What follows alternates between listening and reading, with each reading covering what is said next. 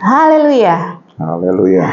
Senang kami menjumpai sahabat gembala di hari ini dengan harapan sahabat gembala dengan penuh semangat kembali bergabung bersama kami dalam serial pendalaman Alkitab Firman-Nya Hidupku.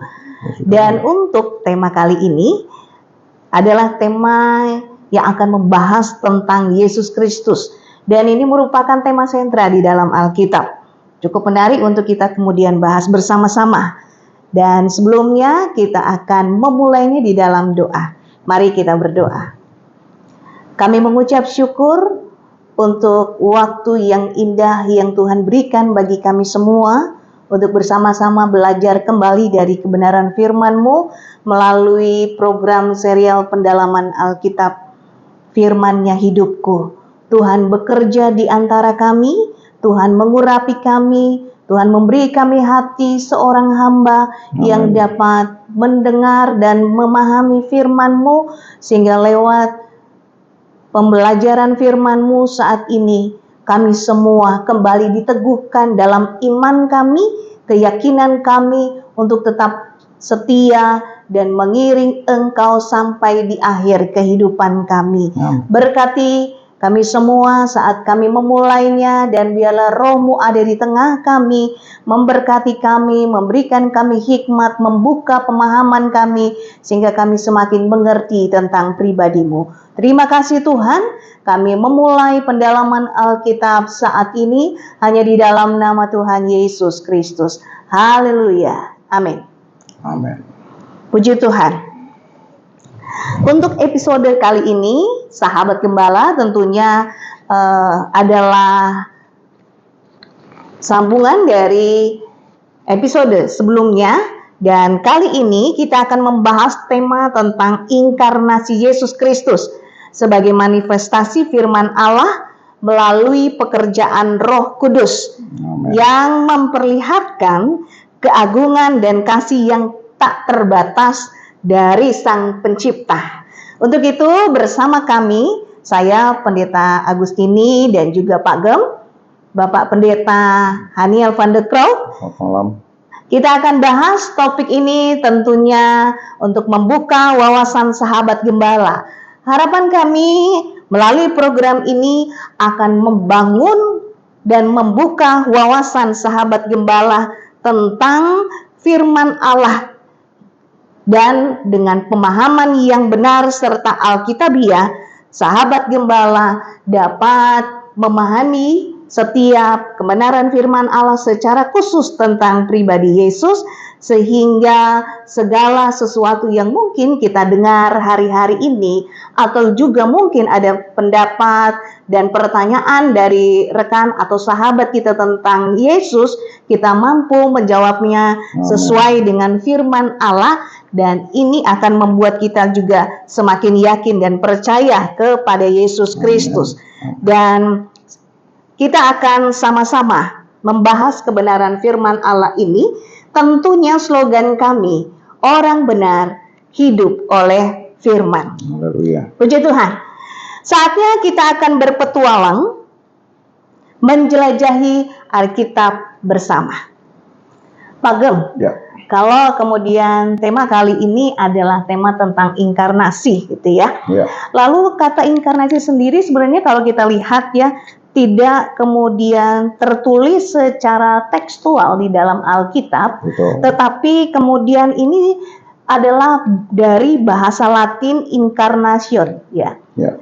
Dan artinya adalah menjadi daging. Betul. Dan ini kalau kemudian kita pahami, ini adalah konsep tentang kehadiran Allah yang Maha Kuasa menuju perjalanan menjadi manusia biasa. Ya. Dan kemudian kita pahami bahwa ini tentunya bukan hal yang mitos ya. Ya. Benar ya Pak Gem ya. Betul. Lalu kemudian ini justru mengungkapkan rahasia besar tentang bagaimana Allah melintasi keberadaan sebagai manusia. Dan tentunya di dalam diskusi ini kita akan bahas lebih dalam lagi ya. Betul. Dan kalau kemudian kita bahas tentang inkarnasi, bagaimana sih Pak Gem? Inkarnasi ini menjadi cerminan kebijaksanaan ilahi Karena kalau kemudian kita pahami, ini adalah caranya Allah untuk menjalin hubungan yang lebih dekat dengan manusia Iya, betul. sebagai ciptaannya, begitu. Pak Gem, kata inkarnasi ini sendiri dicari-cari di dalam Alkitab memang tidak ditemukan. Menurut Pak Gem gimana? Ya, memang kata ini sendiri lebih populer diucapkan itu dalam pembahasan Alkitab ya, atau yang kita umumnya dengar itu adalah dalam bahasa kelas, dalam bahasa studi, dalam bahasa ya sebutlah seperti gini, PA begitu ya, yang memang sudah populer dari zaman gereja gitu. Oleh karena perkembangan kekristenan, bahkan perkembangan dari pengajaran Alkitab ini kan tumbuhnya di Kekaisaran Roma, sehingga bahasa yang dipakai lebih banyak adalah bahasa Latin gitu. Oh iya, begitu Nah ya. itu sebabnya kata incarnatio ini digunakan, lebih sering digunakan karena sebenarnya hanya kata kare kalau tidak salah ya, dalam Karo ya. Karo, ya, kata karo atau kata caro gitu ya, yang diartikan dengan manusia atau daging, kan begitu. Iya, betul. Ya. Kalau dilihat kata karo ini sendiri 10 kali ya, Ya. yang dituliskan, dan ini di dalam terjemahan Vulgata. Vulgata, betul. Nah itu sebabnya bagi pemerhati Alkitab yang memang tidak mengenal bahasa Latin gitu, atau sebutlah hanya dengan bahasa Inggris sekalipun, memang kurang akrab dengan kalimat ini, apalagi kita orang Indonesia gitu ya. Hanya yang paling sering ya di dalam Alkitab kita hanya akan membaca satu teks tentang menjadi manusia. Nah itu aja paling banyak, menjadi manusia, menjelma jadi manusia, begitu ya. bahkan kata menjadi daging itu pun sebenarnya baru kelihatan di dalam bahasa Greka gitu ya. Yang kemarin kita bahas di Yohanes 1 ayat 14, Ya. firman itu menjadi manusia. Kalau di dalam bahasa Grekanya itu justru yang terlihat itu, atau yang dapat diartikan secara letterlek itu adalah menjadi daging gitu. Tapi kan tidak umum mungkin di dalam pandangan kita Yesus menjadi daging, nanti dipikirnya daging itu daging-daging file, daging-daging steak begitu ya. Itu daging yang enak dimakan begitu ya, Pak. Padahal maksudnya menjadi daging itu yang menjadi manusia. Jadi bahasa itu mungkin lebih umum di dalam budaya pemikiran kita orang Indonesia. Nah, apa ini yang disebut dengan karni gitu ya. Jadi Yesus ini menjelma menjadi manusia memang dalam bentuk secara fisik. Iya, dalam bentuk fisik, dalam bentuk fisiologis, dalam bentuk kelembagaan daging gitu. Namanya kata karni juga disebut di situ ya. Jadi memang ini gagasan sebenarnya ya. Kalau dilihat dikumpulkan dari istilah-istilah ini hanya gagasan saja, bahwa memang Allah yang kita sebutkan dalam episode lalu, Allah yang transenden itu sebenarnya Allah yang juga tidak jauh dari manusia. Maka disebut dengan Allah yang imanen. Itu kan yang episode lalu ya, kita hadir bersama umatnya. Ya, gitu hadir bersama umatnya. Cuman hadir ini kan tetap harus mempunyai wujud yang lain gitu. Tidak sama dengan wujud yang pertama dalam wujud transenden. Sebab kalau dikatakan hadir bersama dengan manusia tapi wujudnya masih wujud transenden, ya sama saja dengan tidak hadir nanti dianggap. Karena manusia kan baru bisa mengabsensi hadir atau mempresensi hadir itu kalau ada wujudnya, kan gitu. Bisa disentuh, bisa diraba begitu. Ya, itulah. Jadi ini gagasan untuk menunjukkan bahwa memang keberadaan Yesus itu sendiri yang dalam episode lalu kita banyak bahas itu sebelum kedatangannya. Nah, inilah periode kedatangan Yesus atau periode kehadiran Yesus, sebutlah begitu, yang kemudian dikenal dalam dunia belajar di dalam sejarah gereja itu dengan kata inkarnasi. Ya. Ya memang gitu. sih ya Pak Gem, kalau kita lihat ya di dalam Alkitab tema-tema gagasan tentang Yesus menjadi daging ini memang cukup banyak ya. Kalau kemudian kita lihat seperti yang Paulus tuliskan di dalam Kisah Rasul 17 ayat yang ke-27. Ya, kita baca ya. Oke, kita lihat. Mari sahabat gembala, sambil kita belajar, kita buka sama-sama untuk bisa memahami kebenaran firman Allah. Ya, di dalam Kisah Rasul pasal yang ke-17 ayat yang ke-27, di situ dituliskan supaya mereka mencari Dia dan mudah-mudahan menjamah dan menemukan Dia walaupun Ia tidak jauh dari kita masing-masing. Sebenarnya ini kan tulisan Rasul Paulus yang ingin menggambarkan bagaimana Yesus itu dapat disentuh ataupun diraba keberadaannya sebagai manusia, dan ini menunjukkan bahwa Yesus itu benar-benar hadir dan benar-benar nyata dalam kondisinya berinkarnasi. Betul, ya. Jadi dari ayat ini sebenarnya kita diteguhkan ya kepada satu gagasan perjanjian lama yang sudah kita bahas ya minggu lalu, itu bahwa Yesus itu sebenarnya adalah kenyataan Allah yang real, tetapi pada waktu itu belum terlihat saja. Ya, jadi ini realitas yang invisible, saya katakan gitu, yang belum visible ya, yang belum bisa dilihat. Tapi bukan berarti belum bisa dilihat itu sama dengan tidak ada. Tidak begitu. Ada sebuah keberadaan yang memang belum dapat dilihat oleh manusia, oleh karena kemahakuasaan Allah tentunya. Nah, itu sebabnya kondisi ini yang kita kenal dengan kata transenden itu minggu lalu. Ya, gitu ya. Nah, dengan ayat inilah maka kita dijembatani gitu oleh Paulus bahwa Yesus yang pernah ada di zaman sebelum kehadirannya dan pernah dilihat oleh orang-orang tertentu, itu adalah Yesus yang bisa dijamah gitu.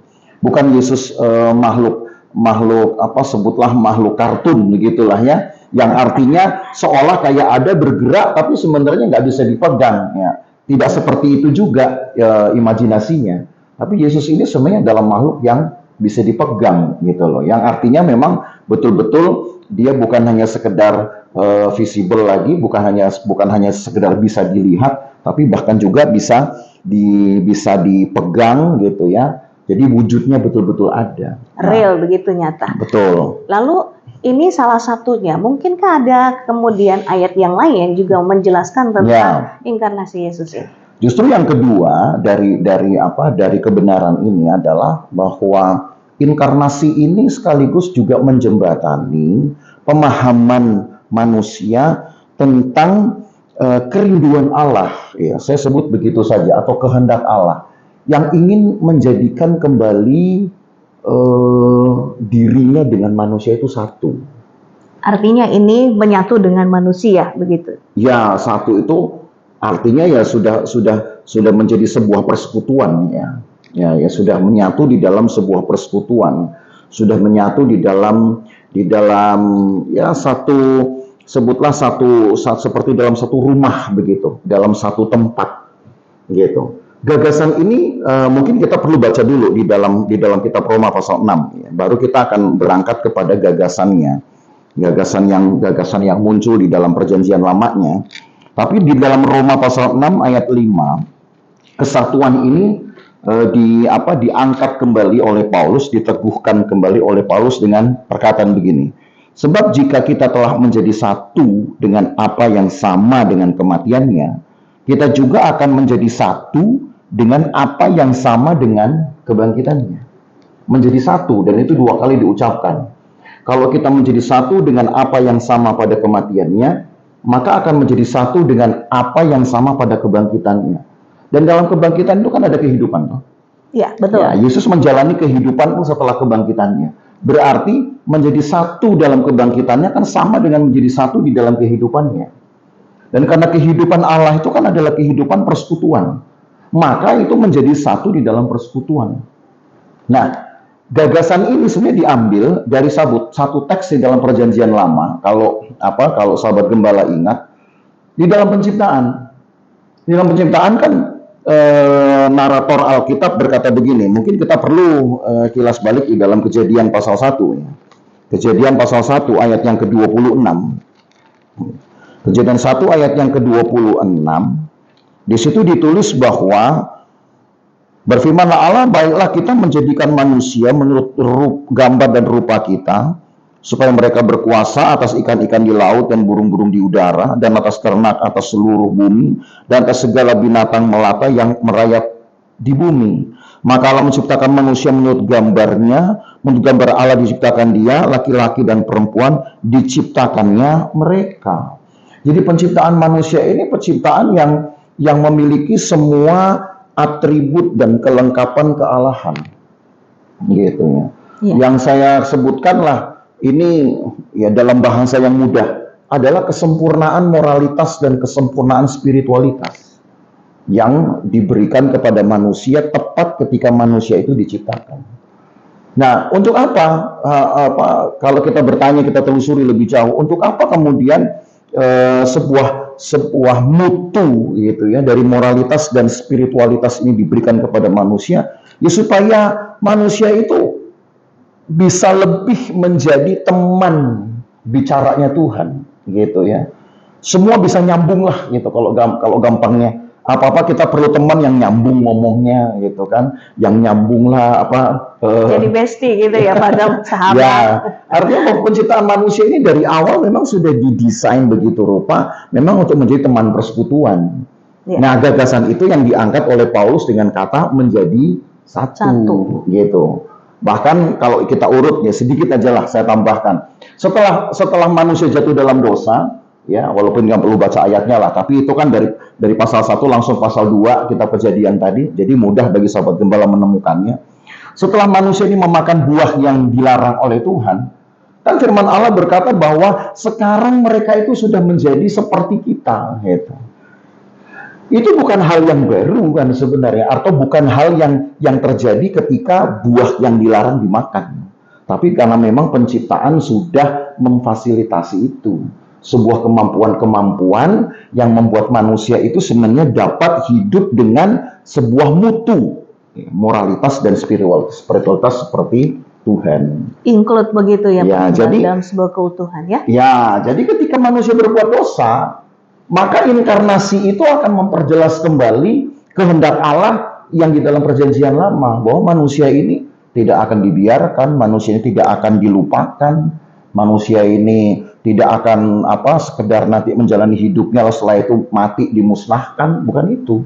Tetapi bahwa menjadi inkarnasinya Yesus ini, Allah itu di dalam Yesus menunjukkan bahwa visi Allah yang awal menjadikan manusia betul-betul menjadi satu kesatuan di dalam persekutuannya itu diwujudkan, gitu. Ya itu kebenaran yang luar biasa buat saya ya dalam inkarnasi itu. Ya. Itu hal yang kedua ya, Pak Gem. Ya, itu. Hal yang selanjutnya kira-kira masih ada lagi nggak biasa ditambahkan agar sahabat gembala mendapatkan penjelasan yang jauh lebih terinci, lalu juga bisa memahami jauh lebih jelas. Ya, tentu yang kedua dari sudut pandang Yesus sendiri, gitu ya. Kalau tadi kan kalau tadi kan dari sudut pandang Allah maksud saya. Ini sekarang dari sudut pandang manusianya. Bahwa inkarnasi itu menunjukkan hanya Yesuslah satu-satunya manusia yang mempunyai kemampuan nanti untuk dapat mengadakan atau menjadikan dirinya korban bagi keselamatan, korban bagi penebusan. Sebab tidak boleh ada korban yang cacat, baik fisik maupun keadaan rohaninya, sebutlah begitu ya, keadaan batiniahnya. Dan itu sudah digariskan memang di dalam peraturan-peraturan korban di dalam perjanjian lama, bahwa tidak boleh hewan-hewan korban itu yang akan dikorbankan itu punya semacam cacatan gitu ya, baik lahir maupun juga cacat dalam seperti itulah ya. Tapi harus betul-betul sempurna. Nah, bagaimana kemudian kita bisa memahami tentang kesempurnaan Yesus? Maka ketika inkarnasi itu menjelaskan dari proses lahirnya, dikandungnya saja. Yesus itu dikandung bukan karena pekerjaan alamiah, ya toh?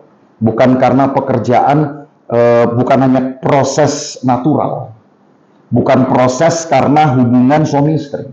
Ya. Tetapi dikandungnya Yesus saja itu sudah menunjukkan pekerjaan Allah, murni pekerjaan Allah. Roh Kuduslah yang membuat rahim Maria itu kemudian ditempati oleh seorang bayi. Nah, gitulah gampangnya kita menalarkan. Roh Kuduslah yang telah mengerjakan begitu rupa di dalam rahim Maria itu sebuah sebuah sistem penyediaan kehidupan bagi si bayi ini, si calon bayi ini, ya. Janin lah kita bilang kan kalau masih calon bayi. Sehingga apa yang sebetulnya seharusnya tersedia karena sebuah hubungan alamiah dapat disediakan oleh Allah dengan kemahakuasaannya tanpa hubungan alamiah. Tetapi karena prosesnya sama, hanya prinsip-prinsipnya yang berbeda. Prosesnya apa? Ya dikandungnya sama. Proses kemudian ada di dalam kandungannya pun pasti juga sekitar 40 minggu, 44 minggu, kan begitu. Proses kelahirannya pun sama gitu ya, dan kita lihat di dalam Injil juga lewat proses persalinan yang biasa. Zaman dulu belum ada sesar kali ya, gitu. Jadi karena prosesnya sama, tapi prinsipnya kan beda. Apa prinsipnya? Prinsipnya bahwa datangnya Yesus dalam kandungan Maria ini tidak dalam hubungan alami gitu ya, tapi karena pekerjaan Allah. Nah, itu saya katakan prinsip. Jadi karena prosesnya sama tapi prinsipnya beda, maka kan harus dibuat sebuah pemahaman ini tentang perbedaan prinsip itu nanti untuk apa tujuannya? Ya tujuannya adalah untuk menyatakan bahwa Allah itu di dalam Yesus bukanlah manusia biasa. Kalaupun toh dia disebut manusia 100% pun, maka istilah 100% itu dalam hal apa gitu.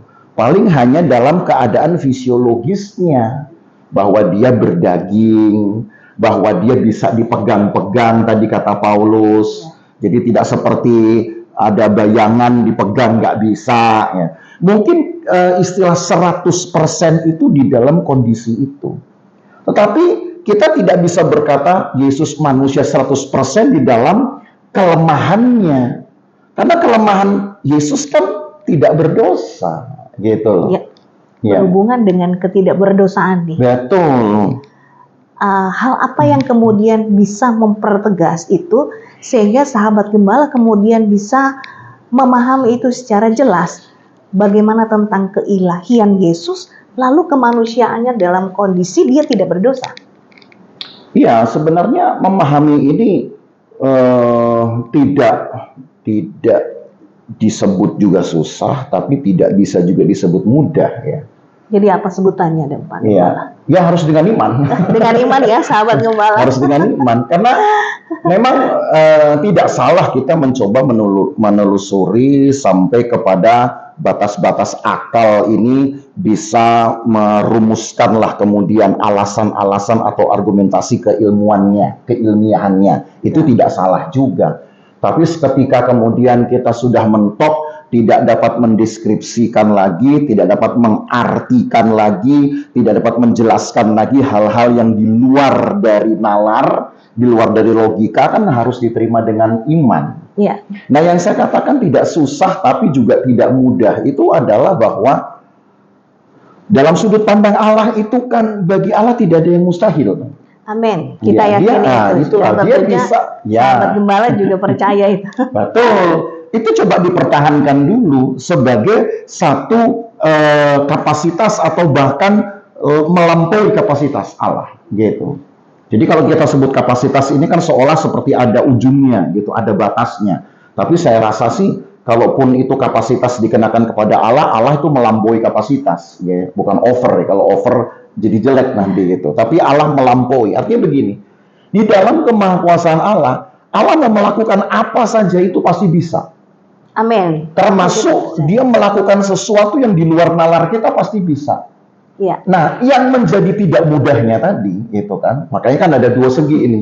Sebenarnya nggak susah dijelaskan, tapi juga nggak mudah dipahami. Yang menjadi tidak mudah karena pikiran kita ini perlu mengurut, ya. Perlu mengurut dan perlu membuat pola, gitu loh. Dari A ke B, dari B ke C, itu perlu urutan seperti itu. Ya, sistematik kan? Ya, sementara pekerjaan Allah ini kan equal kadang. Ya. Sudah menyeluruh. Nah, manusia nggak mampu untuk memahami sebuah kebenaran, sebuah fakta yang sifatnya equal, yang sifatnya menyeluruh ini. Gitu. Tetap manusia akan mesti ngurut dulu, karena memang kemampuan manusia berpikir seperti itu. Diurut sampai kemudian yang paling utuh, yang paling lengkap. Nah, yang menjadi susahnya tadi adalah ketika kita mengurutkan pekerjaan Allah ini, kita seringkali nggak nemu urutannya, gitu loh. Ya. Dan jadi nggak nyambung. Contoh, kalau kita mau mengurutkan, satu, bahwa Yesus dikandung oleh Maria dengan pekerjaan Roh Kudus. Oke lah, kita masih bisa percaya. Ya sudahlah, Allah memang kan bisa melakukan segala perkara, buktinya langit dan bumi diciptakan hanya dengan berfirman, bisa. Kita masih bisa dapat urutannya. Yang kedua, bahwa bayi Yesus hidup di dalam janin Maria ini dengan memperoleh makanan misalkan dari Maria. Ini makin susah kita membuat urutannya. Loh, kenapa? Karena kalau memang Yesus betul-betul dapat makan dari Maria, otomatis kan ada hidup Maria yang akan bercampur dengan hidup Yesus. Ya. Nah, salah-salah dengan rumusan ini, dengan pemahaman ini, orang bisa menggugat, wah kalau gitu Yesus nggak sempurna ini. Yesus bisa berdosa, kan nyampur. Nah, kayak gitu loh. Paham ya?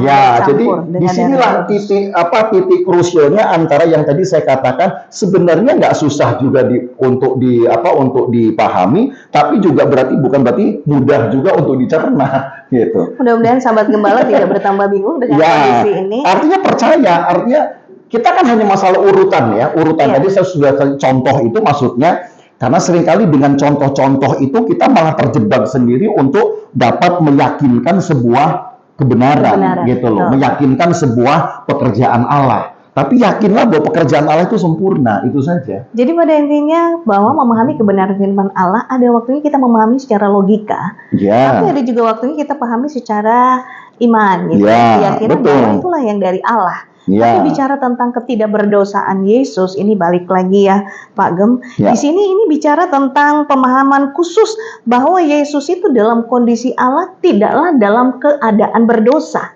Betul. Nah, dalam ketidakberdayaan berdosa ini mungkin ini hal yang selanjutnya mungkin sahabat gembala juga bisa kemudian memahami bahwa disinilah pernyataan penting bahwa inkarnasi ini sebenarnya pernyataan bahwa Yesus tanpa berdosa atau Yesus tanpa keadaan berdosa. Nah, mungkin satu ayat kita baca lagi ya Pak. Di dalam Ibrani pasal yang keempat, ayatnya yang ke-14 dan 15.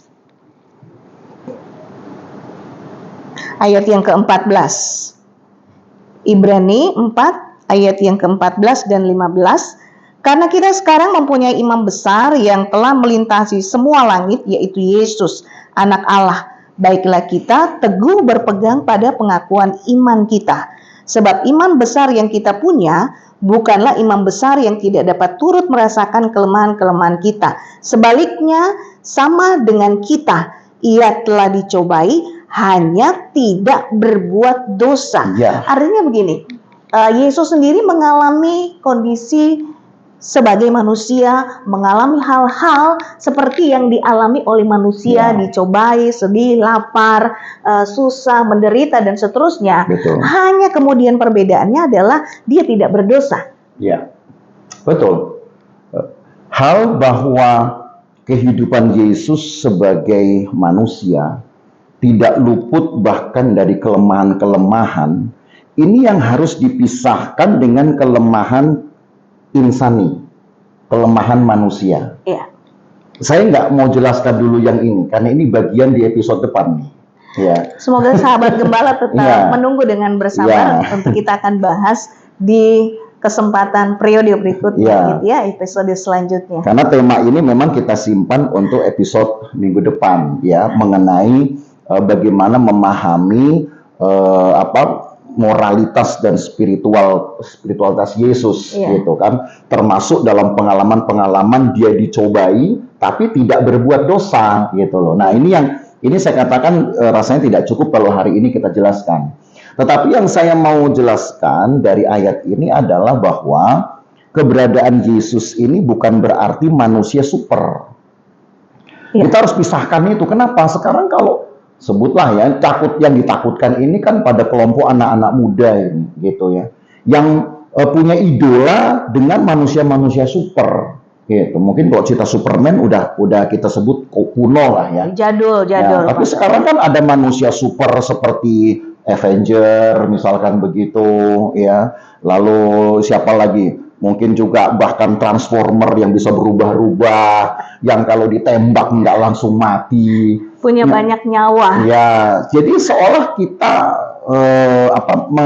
menggambarkan Yesus itu seperti makhluk super. Makhluk super nggak sama dengan Yesus, ya.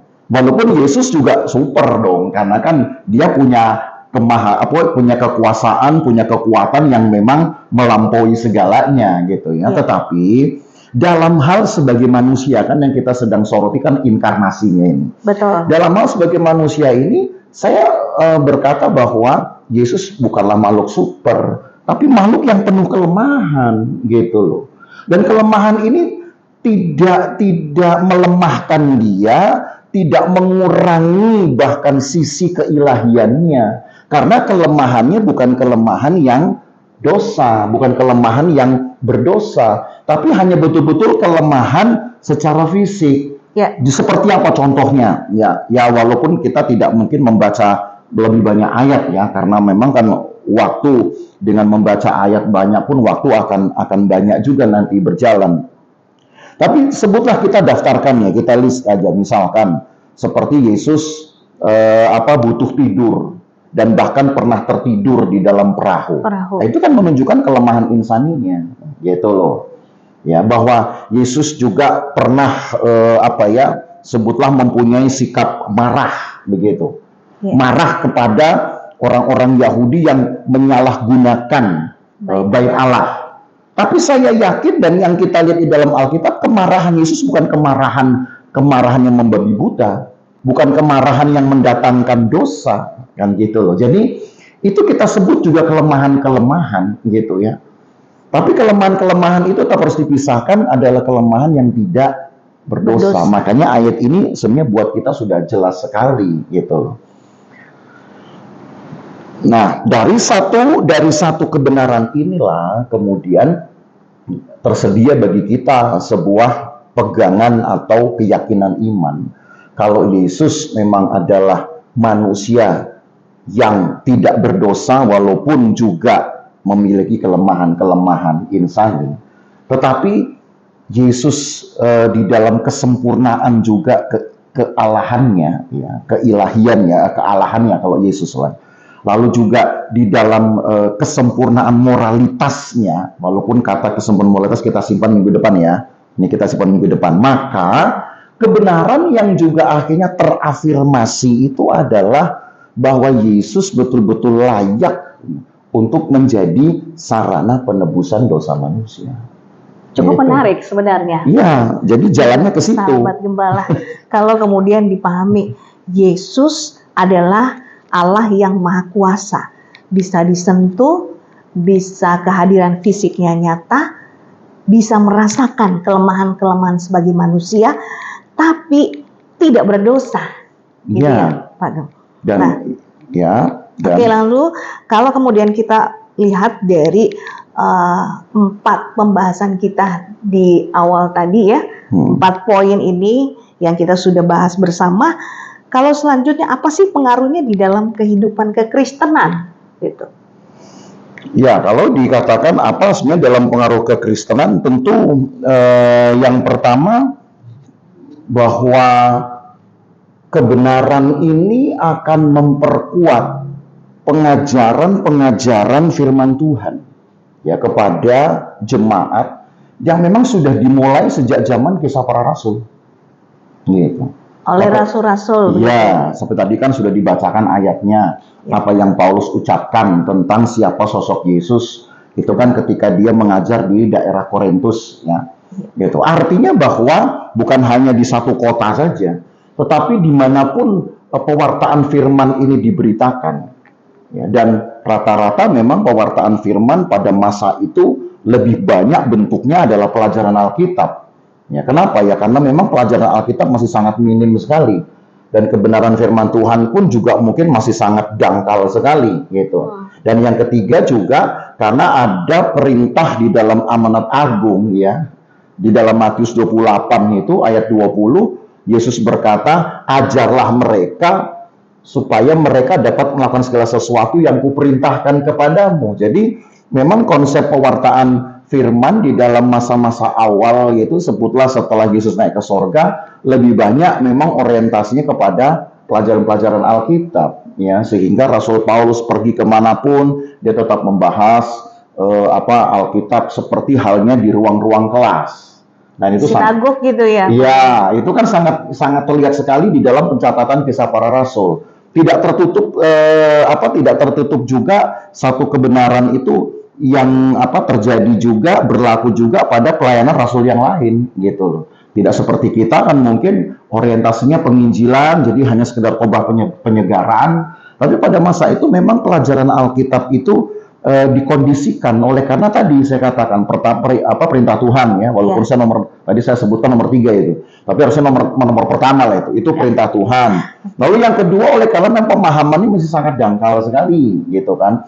Nah, dengan adanya penjelasan ini, dengan sendirinya tiap-tiap unit pelajaran di dalam Alkitab itu akan terhubung dengan dengan apik begitu, ya, dan akan saling meneguhkan sebagai satu gambaran yang utuh, yang lengkap, yang jelas tentang Tuhan.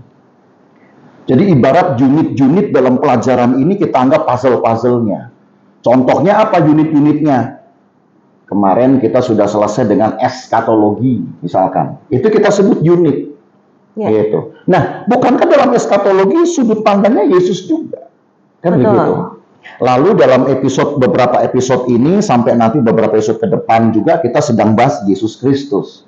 Itu pun kita sebut satu unit juga dari keutuhan firman Allah, pelajaran Alkitab atau doktrin. Dan karena namanya Yesus Kristus, ya pasti sentralitasnya Yesus. Tapi nanti kita akan bahas lagi unitnya, misalkan unit apa? Roh Kudus misalkan. Itu akan terhubung nanti. Lalu apapun unitnya, eklesiologi, yaitu pelajaran tentang gereja.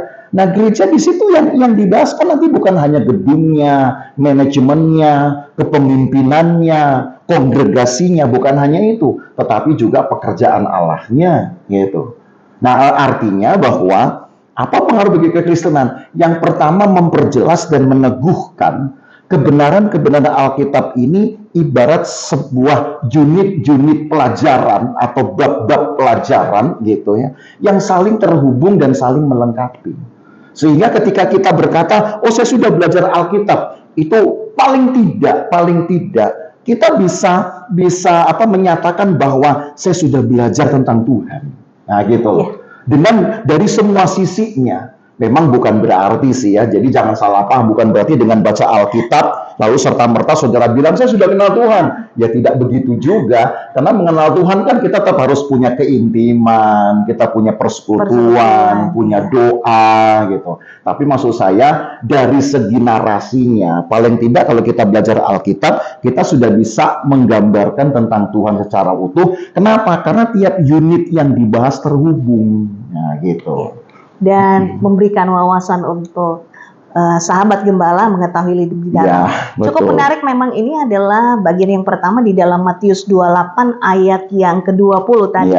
Itu bukankah itu lebih dikenal dengan amanat agung, ya? Iya, betul. Bagaimana waktu itu ini adalah pendelegasian tugas kepada murid-murid untuk menyebar, mengajar, memberitakan, lalu juga membaptis orang-orang. Tetapi ada hal yang satu lagi yang cukup menarik yang kemudian juga saya ingat di dalam Matius pasal yang ke-11 ayat 28 sampai 30, ini bicara tentang keteladanan dari pengajaran itu, gitu ya. Betul. Karena kalau lihat dari konteks itu, Yesus sedang memberikan penjelasan, menawarkan tentang kelegaan kepada orang-orang Yahudi yang melakukan hukum Taurat dan mereka sendiri merasakan beban yang berat ketika melakukan itu. Betul. Tetapi yang cukup menarik di sini adalah Yesus justru menawarkan kelegaan ketika belajar dari dia dan memikul kuknya gitu. Iya. Mungkin kita bisa baca kali ya Pak ayatnya di dalam Matius pasal yang ke-11 ayat 28 sampai ayat yang ke-30.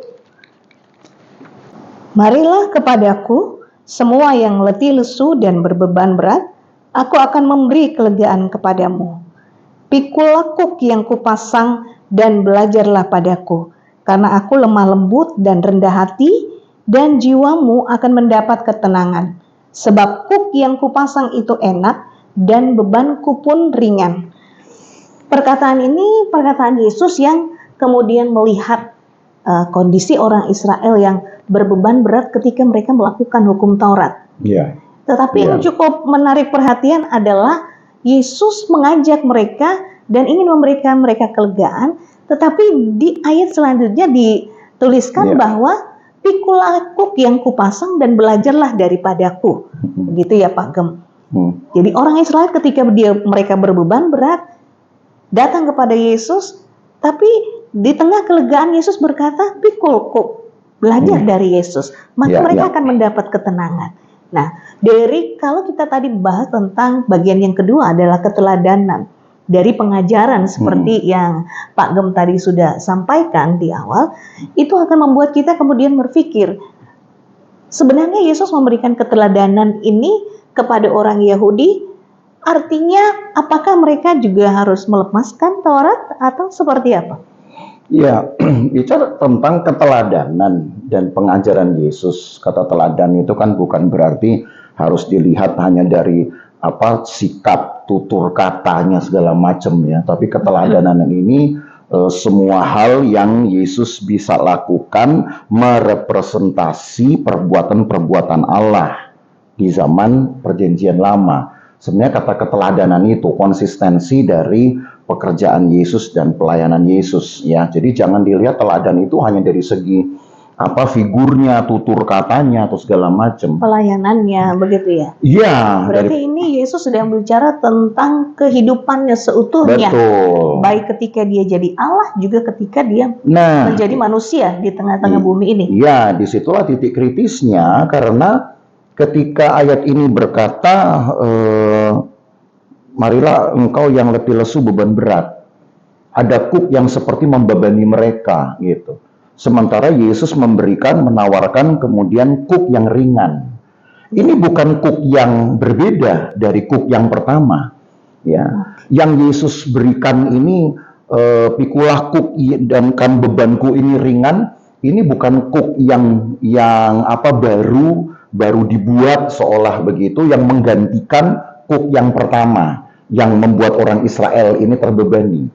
Ini kuk yang sama. Bedanya adalah bahwa ada kelemah lembutan di situ.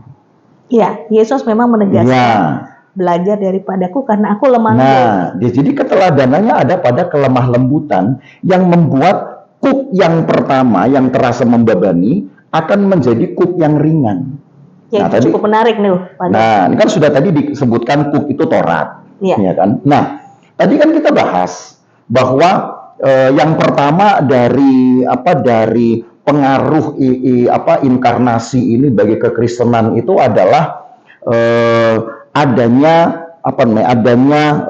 jembatan yang menghubungkan setiap unit kebenaran Alkitab, gitu, kebenaran Allah di dalam Alkitab. Ya.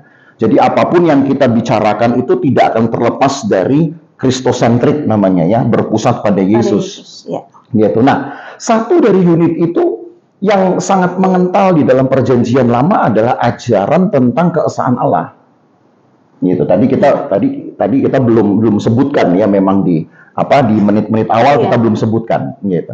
Tapi ya, kita tambahkan ini ya, bahwa kebenaran Allah ini, keesaan Allah ini satu kebenaran di dalam Perjanjian Lama yang memang sangat kuat dipegang Israel turun-temurun. Khususnya dari Abraham yang memang sudah disebut sebagai penjaga Taurat gitu ya, dalam kitab Kejadian 26 itu. Sampai kemudian kepada Musa dan sampai bahkan kepada Ezra setelah orang Israel kembali dari pembuangan. Jadi konsistensi dari pengajaran ini, ya, dari satu unit pengajaran firman Allah tentang keesaan Allah itu sebutlah yang cukup kuat gitu dan bertahan dari beberapa abad dalam periodisasi Israel sejak dari Abraham, pra-Israel bahkan Abraham sampai kepada Ezra gitu. Lalu kemudian apa yang mereka tahu ini tentang Allah yang esa harus berhadapan dengan realita baru bahwa datanglah Yesus yang mengaku sebagai Allah. Gitu loh. Jadi kondisinya orang Yahudi ini mengalami kebingungan atau masa transisi? Ya, mungkin masa transisi itu yang harusnya akan mengarah kepada pengembangan gitu ya, pendewasaan iman. Malah justru melahirkan semacam kayak gontok-gontokan di dalam pikiran dan hati mereka gitu loh. Jadi mereka kesulitan tampak sekali di dalam ayat ini mengapa Yesus berkata engkau itu letih, lesu, beban berat dalam upaya untuk mengharmonisasi atau membuat semacam pemahaman yang terhubung begitu ya antara Allah yang esa dengan Yesus. Apalagi kalau sahabat gembala membaca Injil Yohanes, di situ Yohanes menuliskan kesaksian-kesaksian Yesus yang boleh dikatakan cukup cukup asing buat orang Israel dengan berkata aku dan Bapa itu satu. Aku datang dari Bapa gitu. Di dalamkulah Bapa. Bapa ada di dalam aku. Aku mengerjakan pekerjaan Bapa. Itu berulang kali loh ya diucapkan oleh Yohanes di dalam Injilnya. Ya, kalau sahabat gembala nanti bisa mengambil waktu untuk membaca paling sedikit 9 pasal pertama lah di dalam Injil Yohanes, itu kalimat itu diulang-ulang gitu. Nah, orang Israel menjadi bingung ketika di PL untuk sekian abad dari Abraham sampai Ezra, mereka hanya tahu bahwa Allah itu satu. Lalu Yesus datang di hadapan mereka, mengaku datang dari Allah, bahkan menyebut dirinya, itu Yesus menyebut dirinya dengan Bapa satu, itu kan menjadi hal yang tidak mudah mereka terima. Satu kok ada 2 orang gitu loh. Satu kok ada 2 subjek. Paham ya? Iya. Jadi rupanya sesuatu yang baru. Iya, jadi rupanya kehadiran Yesus ini, lebih tepatnya inkarnasinya Yesus ini telah menghadirkan polemik yang cukup serius dalam batin mereka. Dan itu yang mendatangkan kelelahan sebenarnya kalau dalam ayat ini. Lalu Yesus berkata, oke, aku berikan kelegaan. Kelegaan ini sebenarnya adalah satu spiritualitas gitu ya. Jadi ini sebenarnya harus dipahami sebagai cara kita menerima gitu ya. Di dalam iman itu cara kita menerima. Maka apa yang tadinya kita rasa sebagai satu beban pikiran itu akan menjadi sebuah ucapan syukur, sebuah kelegaan. Oh ya, ternyata memang Allah saya itu yang tadinya tidak nampak sekarang nampak. Sebenarnya sederhananya begitulah mikirnya ya, sederhananya. Tetapi tidak terjadi pada orang Israel. Sehingga sebenarnya secara ideal Yesus berkata, aku telah memberikan kuk yang ringan. Nah, kuknya ini kan tadi saya katakan bukan kuk yang lain, bukan kuk yang baru, bukan kuk yang menggantikan yang pertama. Justru kuk yang disebut ringan ini ya kuk yang sama dengan yang orang Israel pikul gitu. Hanya yang kurang pada mereka kelemah lembutan. Nah, sekarang kalau kita telusuri lemah lembut itu apa? Lemah lembut bukannya sekedar tutur kata yang pelan, yang menarik orang, yang mudah untuk didengar gitu ya. Bukan itu lemah lembut, bukan sikapnya itu tidak kasar gitu ya, atau murah senyum. Ya, kadang-kadang kita suka terdistraksi dengan deskripsi yang umum. Lemah lembut di sini sebenarnya bicara tentang kerelaan Yesus sendiri dalam melakukan dan menyelesaikan kehendak Bapaknya. Jadi Yesus pun sebenarnya menegaskan bahwa dia berada itu hanya untuk menunjukkan keberadaan Allah yang invisible tadi, yang tidak kelihatan. Dia sama, dia adalah Allah. Maka yang dia kerjakan adalah pekerjaan Allah juga, gitu. Dia tidak akan mengerjakan hal yang lain. Nah, kelemah lembutan inilah sebenarnya yang menjadi sebutlah patokan dari keteladanan Yesus. Yang penting lakukan saja firman Tuhan, gitu kan. Yang penting selesaikan saja firman Tuhan. Hal kemudian untuk bisa memahami apakah Allah itu satu atau dua, dua atau satu jadi dua atau dua kemudian di blend jadi satu. Ya, itu banyak sekali spekulasi seperti itu. Ya, ada juga yang berkata Allah orang Kristen itu sebenarnya ada tiga tapi di blender jadi satu. Gitu. Kesian juga kalau di blender jadi satu. Jadi ini Allah kita jadi campur aduk dong namanya gitu ya. Tapi ada yang bilang dalam kemahakuasaan Allah kita satu dipecah jadi tiga. Sebenarnya ini kan konsep kemahakuasaan Allah yang tadi saya katakan kalau nggak selesai di dalam pikiran kita untuk kita urutkan ya kita terima dengan iman saja begitu toh. Ya, nah itu yang tidak ada pada orang Israel gitu loh. Sehingga penerimaan itu iman itu yang ketidakadaan iman itulah yang membuat mereka terus-menerus seperti terus-menerus mengkondisikan mereka untuk berputar-putar di padang belantara pemikiran mereka sendiri gitu. Ini mau diterima yang melahirkan kelelahan. Iya, begitu. Tadi Pak Gem kemudian menjelaskan bahwa penerimaan lalu percaya. Ini kondisi yang apakah percaya dulu menerima atau menerima dulu baru percaya begitu? Ya, ini mungkin saya langsung menyebutkan saja hal ketiga ya dari pengaruh inkarnasi bagi kekristenan ya. Kalau yang pertama kan kita sudah bahas mengenai terkoneksinya unit-unit kebenaran Allah di dalam Alkitab. Yang kedua keteladanan Yesus gitu. Nah justru yang menarik ini kalau tadi dibahas diangkat dengan satu pertanyaan, apakah iman itu mana duluan? Justru di dalam Alkitab rahasia iman itu harus dihidupi pertama ya dari pengakuannya dulu, gitu loh. Berarti penerimaan dulu begitu? Iya, artinya bahwa apa yang dia gumuli, lalu kemudian dia pertanyakan, itu harus selesai dulu sebagai satu bentuk penerimaan, gitu. Oh ya, oke. Nggak logis pun nggak apa-apa, saya terima, gitu kan. Tidak cocok dengan pikiran saya pun tetap saya terima, itu penting. Sebab itu yang mendasari nanti bagaimana pengenalan seseorang kepada Tuhan. Itu akan tercermin begitu loh. Nah, kembali ke dalam ini kaitannya ke dalam Matius 11 tadi ya. Orang-orang Israel ini kan terjebak dengan dengan dalil-dalil Taurat begitu. Yang harus mereka lakukan secara berurutan dari poin 1 sampai poin yang ke-10 dan dalam pemikiran mereka lakukan itu maka mereka sempurna. Maka mereka sebutlah baru bisa disebut mengenal Allah. Tapi dalam kenyataannya Paulus pun menyinggung ya dalam ayat-ayat tertentu, Yesus pun juga menyinggung sebenarnya bahwa ketika mereka mencoba untuk melakukan satu dalil dari dalil-dalil yang lain, maka dalil-dalil yang lain itu dengan sendirinya pun akan terabaikan. Jadi artinya manusia itu hanya bisa melakukan begini, yang ini selesai, yang ini dilakukan, yang ini nggak dilakukan lagi. Dianggap sudah selesai, saya lakukan dong. Ya contohnya hukum 1 saya lakukan. Oke, kita masuk ke hukum 2. Yang hukum 1 nggak dilakukan lagi. Karena dia nggak apa-apa, udah selesai gitu loh. Sudah pernah dilakukan. Ya. Lalu masuk hukum yang ketiga. Berarti hukum 2 udah selesai dong, tidak usah dilakukan lagi. Karena memang mungkin cara kita berpikir seperti itu. Jangan-jangan sama gitu. Merasa bahwa apa yang sudah kita selesaikan ya sudah gitu loh.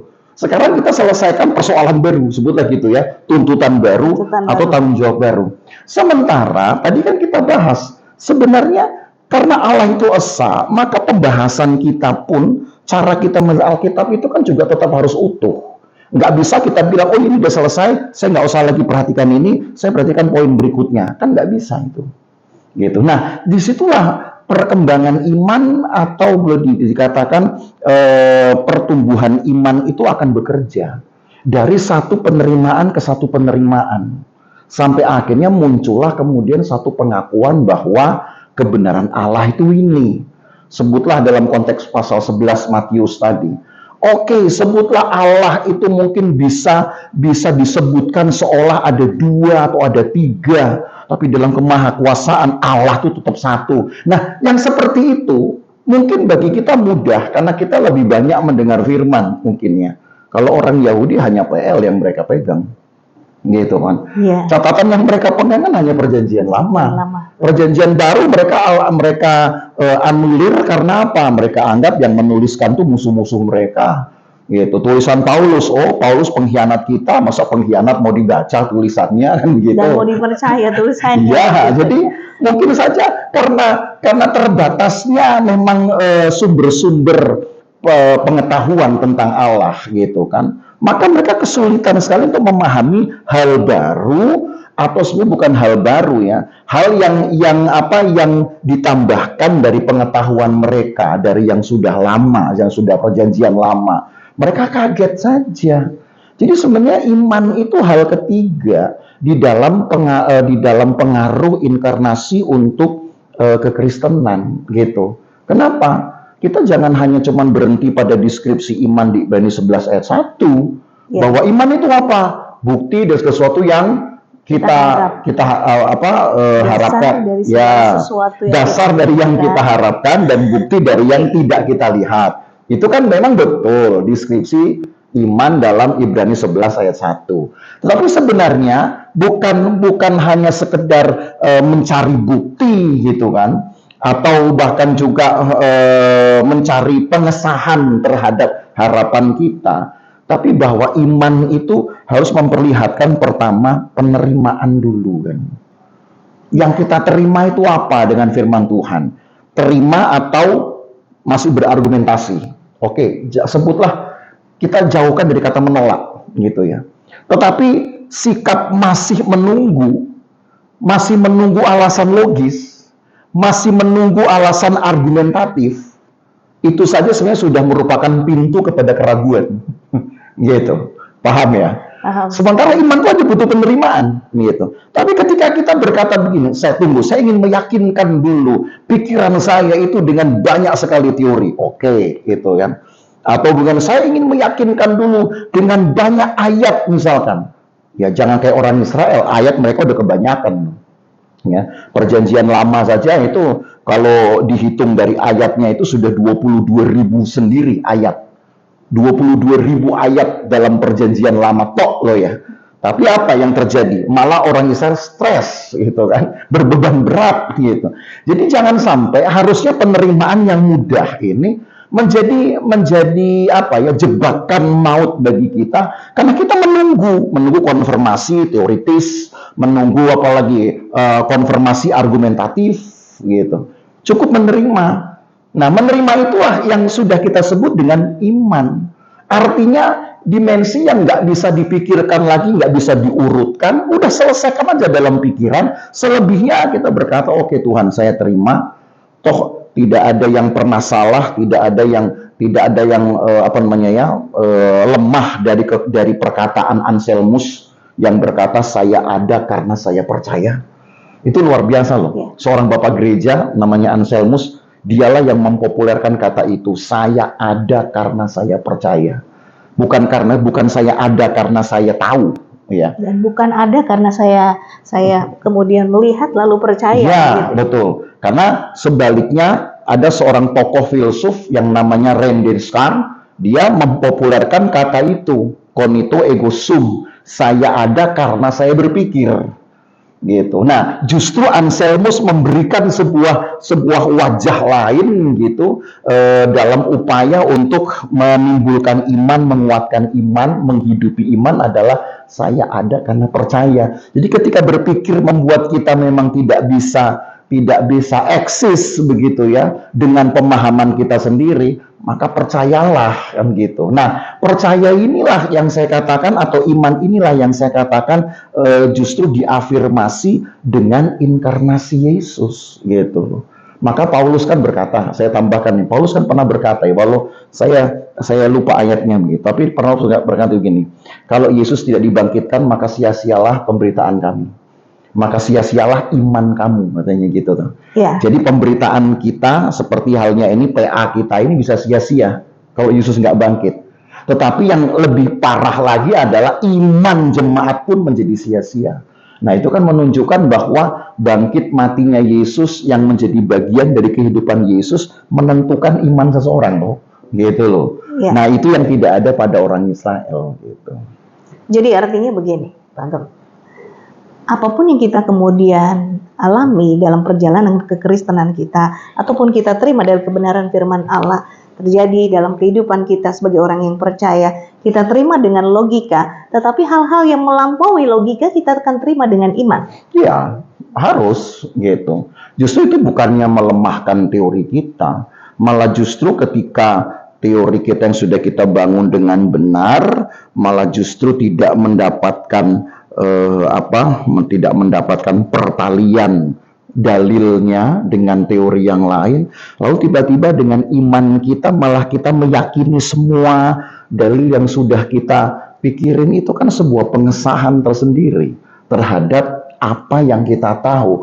Oh ya, yang saya tahu tentang Yesus ternyata nggak salah kok, gitu loh. Yeah. Ya, ini menjadi tantangan tersendiri buat kita sahabat gembala sebagai orang percaya, orang yang mengikuti Yesus, orang yang percaya kepada Yesus. Kapan kita menggunakan logika kita dan kapan kita menggunakan iman kita, tapi di dalam keseluruhannya tidak meragukan bahwa Dialah juru selamat, Dialah Allah yang berinkarnasi menjadi manusia, turun di dalam dunia melakukan penebusan bagi dosa-dosa kita. Dan ini menjadi hal yang mutlak supaya hal-hal yang kemudian kita kerjakan, hal-hal yang kita lakukan di dalam dunia ini, intinya kita percaya kepada Yesus tidaklah menjadi sia-sia. Ya, sebetulnya itu. Jadi inkarnasi Yesus ini sebenarnya pengaruh bagi kekristenan ini sangat sangat strategis sekali ya. Strategisnya adalah apa? Tadi saya ulangi lah, sebutlah ini menjadi semacam kayak konklusinya ya. Bahwa yang pertama itu kan akan menjembatani semua kebenaran firman Allah atau unit-unit kebenaran firman Allah itu sebagai satu berita yang utuh, yang holistik gitu ya, dari kebenaran Allah itu sendiri. Jadi artinya tidak ada yang salah pada Alkitab gitu. Mau dicari salahnya nggak akan dapat gitu loh. Ya karena memang ini kebenaran Allah. Hanya kemudian terfragmentasi di dalam unit-unit pengajaran, itu saja. Kita belajar eskatologi, nanti yang kita bahas apa? Kan Kristus juga. Gitu. Kita bahas ini sekarang memang temanya Yesus Kristus ya, sudah pasti memang Kristus adalah sentrisnya. Tapi nanti ketika kita bahas setelah ini kan kita akan bahas misalkan eklesiologi tentang gereja. Sentrisnya apa? Kristus juga kepala gereja. Kita bahas lagi nanti tentang pelajaran tentang manusia misalkan, antropologi. Yesus juga kan manusia diciptakan menurut gambar dan rupa Allah gitu loh ya. Jadi tadi kan kita bahas toh bahwa inkarnasi kan justru membuat kita terafirmasi bahwa kerinduan Allah ingin menjadi satu dengan kita kan begitu. Jadi apapun itu yang pertama harus sahabat gembala pahami, inkarnasi membuat pemahaman-pemahaman di dalam Alkitab ini itu menjadi terkoneksi. Yang membuat kemudian yang kedua iman kita itu menjadi afirmatif gitu. Nggak ada yang salah dengan iman kita asalkan diteguhkan dengan mengikuti teladan Yesus kan gitu. Ya jadi ini poin-poin ini sebenarnya buat saya katakan pengaruh yang strategis sekali bagi gereja Tuhan ya kalau lihat dari pelajaran inkarnasi ini. Baik. Sahabat gembala, kiranya hal ini membuka wawasan kita bahwa ketika kita memahami inkarnasi, artinya kita memahami kehadiran Allah yang berkorban bagi kita, yang harus kita terima sekalipun tidak kemudian kita bisa pikirkan secara logika, artinya tidak bisa masuk di dalam logika kita, melampaui logika kita. Disitulah iman kita bekerja, dan ketika iman kita kemudian bekerja, bertumbuh, berproses, menjadikan kita saksinya Kristus. Iya, betul. Kita sudah mempunyai semacam bekal untuk kita ceritakan dari pengalaman sendiri, loh. Kan gitu. Bukan karena apa kata orang. Gitu. Tapi apa yang kita alami dan itu yang kemudian kita ceritakan kepada orang lain. Cukup menarik memang diskusi kita hari ini. Rasanya kita tidak mau berhenti begitu ya, karena mungkin masih ada juga banyak pertanyaan dari sahabat-sahabat gembala. Karena itu kami memberikan kesempatan kepada sahabat gembala melalui interaksi kita dalam chat YouTube bisa mengirimkan pertanyaan, saran, ataupun masukan bagi kami sehingga kami dapat kemudian merespon itu, menjawab mungkin pertanyaan, saran dan masukan dari sahabat gembala sehingga program ini akan terus berjalan dan semakin baik ke depannya. Dan kami juga ingin melibatkan sahabat gembala untuk ikut berpartisipasi sehingga program ini terus berlangsung, berjalan dengan melibatkan sahabat gembala untuk berpartisipasi menyalurkan berkatnya melalui nomor rekening yang tercantum di layar. Kiranya Tuhan yang akan memberkati dan membalas segala pengorbanan sahabat gembala untuk terlibat di dalam pelayanan ini. Puji Tuhan. Dan kembali bahwa kami akan masih membahas tema-tema tentang Yesus Kristus pada episode selanjutnya seperti tadi yang diungkapkan oleh Pak Gem gitu ya. Tema minggu depan kira-kira bisa dibuka sedikit lagi? Ya, minggu depan ini sebenarnya masih tema yang kelanjutan dari inkarnasi, tapi kita lebih menyorot pada prinsip kepribadiannya dalam satu pemahaman tentang kesempurnaan moralitas dan spiritualitas Yesus. Jadi ketika Yesus itu mengalami pencobaan dan penderitaan, mengapa kok dia harus mengalami kalau memang dia Allah gitu?